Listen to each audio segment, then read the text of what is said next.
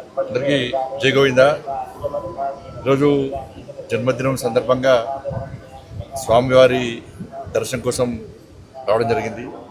గత సంవత్సరం కూడా జన్మదినం సందర్భంగా స్వామివారి దర్శించుకోవడం జరిగింది. ప్రతి ఒక్కరూ సుఖ సంతోషాలతో ఉండాలని చెప్పి, అందరి కష్టాలు తొలగిపోవాలని చెప్పి, ఒక ప్రశాంతమైన వాతావరణంలో జీవించాలని చెప్పి, ఈ దేశం కోసం, సనాతన ధర్మం కోసం, ఈ సమాజం కోసం అందరూ కలిసికట్టుగా ఉండాలని చెప్పి, ఎవరికి ఏ కష్టం వచ్చినా, ఏ ఆపద వచ్చినా ఈ ధర్మ పరిరక్షలో ఒకరికొకరు చేదోడు వాదోడుగా ఉండాలని చెప్పి, ఆ శక్తిని, సామర్థ్యాన్ని, ఆ ఆలోచనను కల్పించాలని చెప్పి ఆ స్వామివారిని వేడుకోవడం జరిగింది. దాంతోపాటు ఒక శక్తివంతమైనటువంటి భారతదేశ నిర్మాణం కోసం, ఈ దేశ రక్షణ కోసం, ఈ దేశ అభివృద్ధి కోసం, ఈ దేశంలోని పేద ప్రజల సంక్షేమం కోసం అహర్నిశలు శ్రమిస్తున్నటువంటి ప్రియతమ నేత, దేశ ప్రధాని నరేంద్ర మోడీ గారికి నిండు నూరేళ్ళు ఆరోగ్యాలు ఇవ్వాలని చెప్పి, వారికి ఆ శక్తిని, సామర్థ్యాన్ని ఇంకా కల్పించాలని చెప్పి, వారికి ఎప్పుడు స్వామివారి యొక్క మంగళాశాసనాలు ఉండాలని చెప్పి ఆ స్వామివారిని వేడుకోవడం జరిగింది. దాంతోపాటు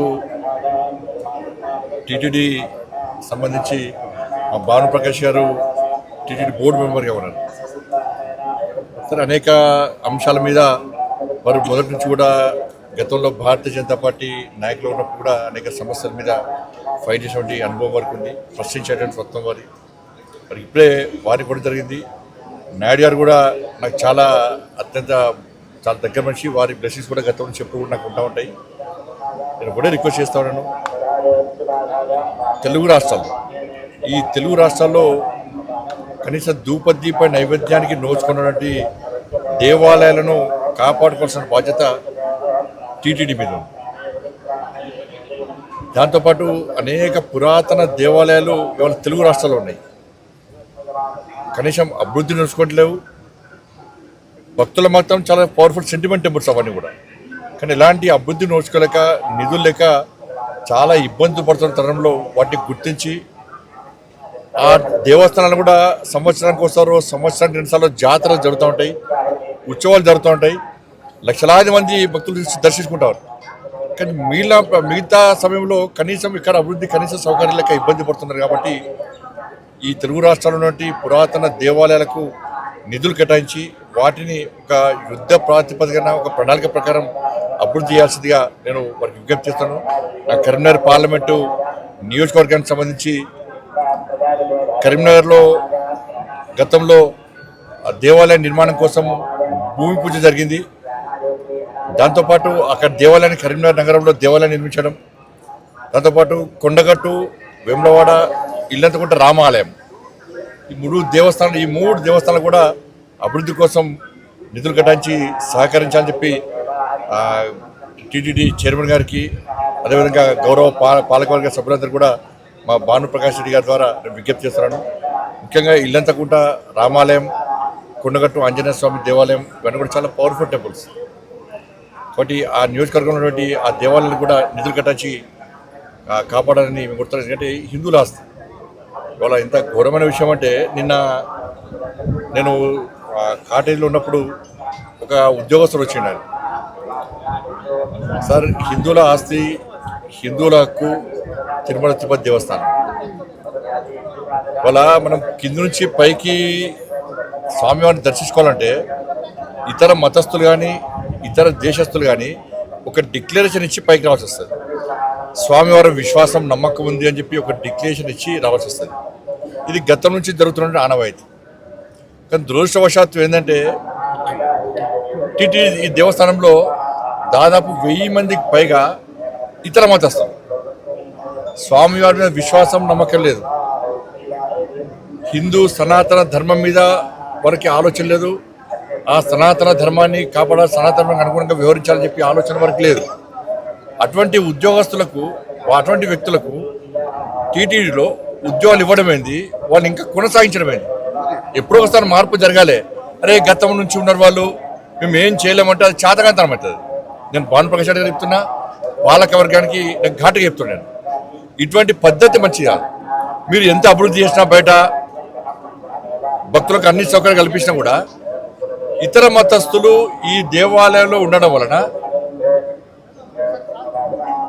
వాళ్ళ ఆచార వ్యవహార విషయంలో చాలా ఇబ్బందులు వస్తున్నాయి. అది బయటికి రాకపోవచ్చు. ఏదో సత్రం కాదు ఇది, అన్ని మతాలకు ఇవ్వడానికి ఇది సత్రం కాదు. చాలామంది అర్చకులు అని ఈ సనాతన ధర్మం మీద ఆధారపడిన ఉద్యోగాలకి చాలామంది ఇబ్బంది పడుతున్నారు. కాబట్టి జీతభత్యాలు ఇచ్చుకుంటూ స్వామివారి మీద విశ్వాసం నమ్మకం లేని వ్యక్తులను ఏ విధంగా మీరు ప్రోత్సహిస్తారు? గతం నుంచి వస్తున్నప్పుడు కూడా ఎక్కడో ఒకడ పురుష బిడ్డల వాటికి అరే నాకు ఆశ్చర్యం అనిపిస్తుందండి. ఇతర దేశాలకు దేశం సత్రంగా మారింది, తెలుగు రాష్ట్రాలు సత్రంగా మారింది. వాళ్ళకి ఆధార్ కార్డు ఇస్తాము, పాస్పోర్ట్లు ఇస్తాము, వాళ్ళకు రేషన్ కార్డు ఇస్తాము, వాళ్ళకి డబుల్ బెడ్రూమ్లు ఇస్తాము, వాళ్ళకి పెన్షన్ ఇస్తాము. ఇతర మతస్థులకు టీటీడీలో ఉద్యోగాలు ఇస్తాము. ఇది పద్ధతి కాదు. దీన్ని పూర్తి స్థాయిలో ప్రతి హిందూ కూడా దీన్ని వ్యతిరేకిస్తాడు. దీన్ని వెంటనే నిర్మూలించాల్సిన బాధ్యత పాలక వర్గం మీద ఉంది. ఇవాళ బయట మొత్తం చర్చ జరుగుతున్నది, తెలుగు రాష్ట్రాల్లో చర్చ జరుగుతున్నది. నిన్నగాక మొన్న మీరు ఒక ఉద్యోగస్తుని సస్పెండ్ చేశారు. అంటే బయటకు వస్తేనే మీరు సస్పెండ్ చేస్తారు తప్ప దీని మీద ఒక విచారణ జరిపి ఎవరెవరు ఉన్నారు, ఎవరెవరు ఈ సనాతన ధర్మానికి వ్యతిరేకంగా టీటీడీ నిబంధనలు వ్యతిరేకంగా వ్యవహరిస్తున్నారో ఎందుకు మీరు ఎంక్వైరీ చేస్తున్నారు? ఎందుకు నిర్మించలేకపోతున్నారు? ఇది ఓట్ బ్యాంక్ పాలిటిక్స్ కాదు. ఓట్ బ్యాంక్ పాలిటిక్స్ కోసం కూడా టీటీడీని ఉపయోగించుకుంటే అంతకన్నా మూర్ఖత్వం ఇంకోటి కాదు, ఈ పిరిగితనం ఇంకోటి కాదు. నేను దయచేసి మళ్ళీ విజ్ఞప్తి చేస్తున్నా, ఇది ఏ ఒక్కరి ఆస్తి కాదు, ఇది హిందువుల ఆస్తి. స్వామివారి విశ్వాసం నమ్మకం హిందువుల యొక్క ఆస్తి తిరుమల తిరుపతి దేవస్థానం.